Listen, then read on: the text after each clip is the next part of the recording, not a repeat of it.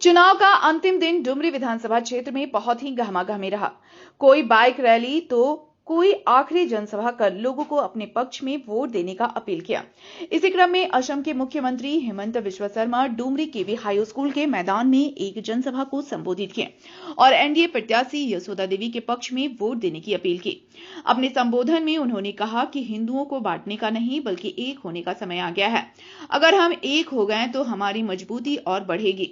उन्होंने हेमंत सोरेन की सरकार पर कटाक्ष करते हुए कहा कि हेमंत सोरेन ने युवाओं को नौकरी तो नहीं दे सके लेकिन जन वितरण प्रणाली दुकान से खाली झोला जरूर दिया। उन्होंने कहा कि कोयला चोरी के बारे में तो जरूर सुने थे, परंतु झारखंड आकर एक और बात और सुने कि यहां बालू की चोरी भी होती है और यहां बालू सरकार के मंत्रियों के इशारे से बाहर के राज्यों में बेचा जाता है और हमारे लोगों को आवास बनाने के लिए भी बालू नसीब नहीं होता। उन्होंने कहा कि जब हमारी सरकार आएगी तो हम आवास बनाने के लिए यहाँ के लोगों को बिल्कुल मुफ्त बालू देंगे। उन्होंने मैया सम्मान योजना पर चुटकी लेते हुए कहा कि बुजुर्गों और महिलाओं का पेंशन का पैसा रोककर मैया सम्मान योजना का पैसा बांट रहे हैं, जिससे घर घर में सास और बहू की लड़ाई हो रही है। उन्होंने कहा कि हमारी सरकार आएगी तो बुजुर्गों का पेंशन 2100 रुपए और गोगो दीदी योजना 2100 रुपए देने का काम करेंगे, जिससे सास और बहू दोनों मिलकर खुशी खुशी बाजार जाएंगे। वहीं उन्होंने कहा कि झारखंड में सीजीएल से लेकर अगुआ आवास में भ्रष्टाचार ही भ्रष्टाचार फैला हुआ है। हमारी सरकार आई तो सभी भ्रष्टाचारियों को जेल के अंदर भेजने का काम करेंगे तथा युवाओं के लिए रोजगार सृजन हेतु अनेक योजनाओं का शुरुआत करेंगे। अंत में उन्होंने एनडीए प्रत्याशी यशोदा देवी को भारी मतों से जीताने का अपील करते हुए सभा को समाप्त किया। इस दौरान पूरे सभा स्थल पर जय जय श्री राम का नारा गूंजता रहा और लोग मंत्रमुग्ध होकर असम के मुख्यमंत्री हेमंत बिस्वा शर्मा की बात को सुन रहे थे। इस दौरान भाजपा एवं आजसू की कई बड़े नेता एवं भारी संख्या में कार्यकर्ता गण उपस्थित थे। मैं बोल सकता हूँ डुमरी में यशोदा देवी जीतेगा, जीतेगा, जीतेगा ही जीतेगा। भाई और बहनों, मैं 2 साल से बोलना चाहूंगा। 4 महीना 5 मिनट मैं जब झारखंड में रहा, पाकुड़ में किया, साहेबगंज में किए, जामताड़ा में किए। वहां में मुझको लोगों ने बताया कि जामताड़ा, पाकुड़, साहेबगंज का स्कूल शुक्रवार में का दिन बंद होते हैं। मैंने ये लोगों को पूछा कि शुक्रवार का दिन स्कूल क्यों बंद होते हैं।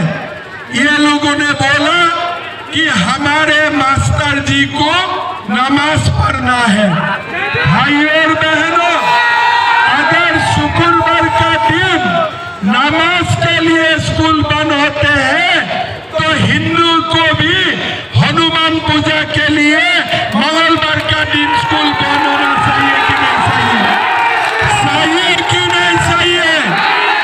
भाई और बहनों, ये इरफान अंसारी, आलमगीर आलम शुक्रवार का स्कूल बंद करना चाहते हैं और हम लोग उनको बताना चाहूंगा, ये झारखंड तुम्हारा नहीं है, ये झारखंड हमारा है और झारखंड हमारा ही रहेगा।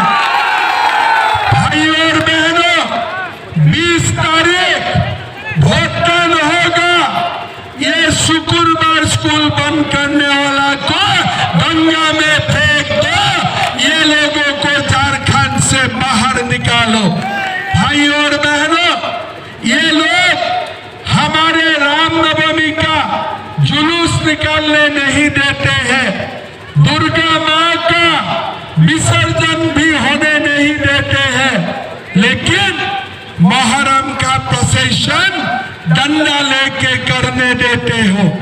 भाई और बहनों, अगर डंडा लेके प्रोसेशन हो सकता है तो रामनवमी का जुलूस क्यों नहीं हो सकता है? बताओ हेमंत सोरेन, हमें बताओ। भाई और बहनों, वाजपेयी जी ने ये झारखंड आलमगीर आलम और इरफान अंसारी के लिए नहीं बनाया था। वाजपेयी जी ने ये झारखंड घुसपैठियों के लिए नहीं बनाया था।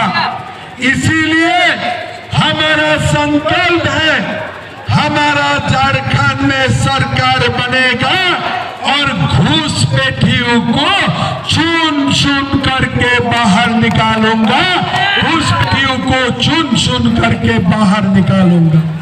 भाइयों और बहनों, हम हिंदू हैं और जब हिंदू एक होते हैं ना, हिंदू चमत्कार करके रख देते हैं।